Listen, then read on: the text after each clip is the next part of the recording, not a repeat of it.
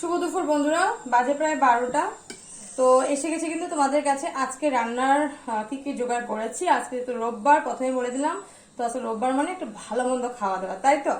তো মাছটা আনা হয়ে, সবজি আনা হয়েছে। মাছ শুধু আজকে এক পদই বানাবো, বাকিটা কিন্তু ফ্রিজে রেখে দিয়েছি, সেটা কালকে করবো। আর আজকে কিন্তু একটা তোমাদের কাছে কিন্তু আজকে একটা ইউনিক একটা মানে রেসিপি তোমাদের সাথে শেয়ার করবো। মানে আমি কোনোদিনও বানাইনি, আজকে ফার্স্ট ট্রাই করবো আর তোমাদের সাথে শেয়ারও করবো।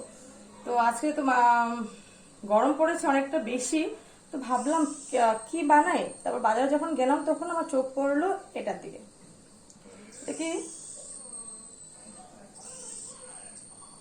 চালতা। এটা হলো চালতা। চালতা এনেছি মানে কিছু তো কিছু একটা বানাবো, তাই তো। আজকে আমি ডাল করবো না, আজকে শুধু মাছ তরকারি করবো। আজকে শুধু একদম সিম্পল করবো। রোববারে মানে জমিয়ে খাওয়া দাওয়া, কিন্তু ভালো খাওয়া দাওয়াই হবে, কিন্তু একদম মানে কম পদ দিয়ে আজকে রান্নাটা হবে। কম পদ করবো, বেশি পদ করবো না আজকে। দেখতেই পাচ্ছি এখানে আছে কিন্তু কমলকাট মাছ, একদম তাজা ছিল মাছটা। আর মাছের ভিতরে এই তেল আছে। তো এই মাছটা রান্না করব কি দিয়ে জানো? চালতা দিয়ে আজকে রান্না হবে টক টক মাছের তরকারি। অনেকটা গরম পড়েছে বলে ভাবলাম আজকে চালতা দিয়ে রান্নাটা করি। যেহেতু আজকে ডাল হবে না, একটু ঝাল টাল করে রান্নাটা করব। কে কে খেয়েছো নিশ্চয়ই কিন্তু কমেন্টসে জানিও। আর কে কিভাবে রান্না করো সেটাও কিন্তু কমেন্টসে জানিও। আজকে আমি কিভাবে রান্না করবো সেটা তোমাদের সাথে শেয়ার করবো। তো চালতা দিয়ে, আর এখানে দেখো আলু নিয়েছি কিন্তু। চালতা দিয়ে আর আলু দিয়ে হবে এখানে।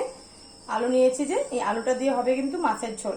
যেহেতু চালতা দিয়ে বানাতাম, আমি একবার ভেবেছিলাম যে একবার চালতাটা দিয়ে বানাবো।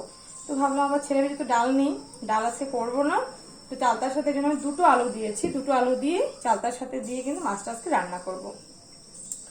আর রান্না করবো যেহেতু দেখতেই পেলে মাছের তেল অনেকগুলো বার হয়েছে, তো ভাবলাম মাছের তেল খেতে তো খারাপ লাগে না, তাই না।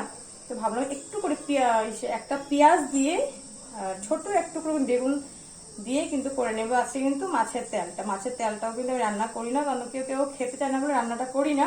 কিন্তু আজকে ভাবলাম অনেকটা ফ্রেশ তেল, যেহেতু তাজা মাছ ছিল, ফ্রেশ তেল আছে, তো ভাবলাম একটু করে কিন্তু বেগুন আর পেঁয়াজ দিয়ে একটু করে তেল দিয়ে মাখা মাখা করে কিন্তু একটু রান্না করবো। বেগুন তেল করব।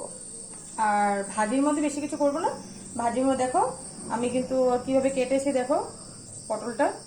পটলটা কেটেছি কিন্তু আমি পাতা পাতা মতো কেটেছি, দেখতেই পাচ্ছ। পাতা পাতার মতো কেটেছি কিন্তু পটলগুলো।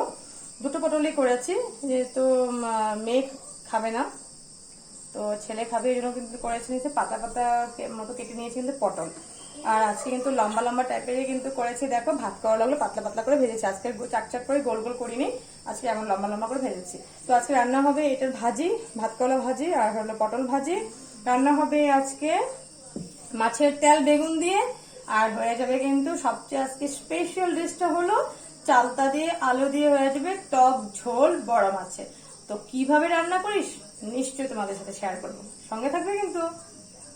চলো রান্নাটা করি।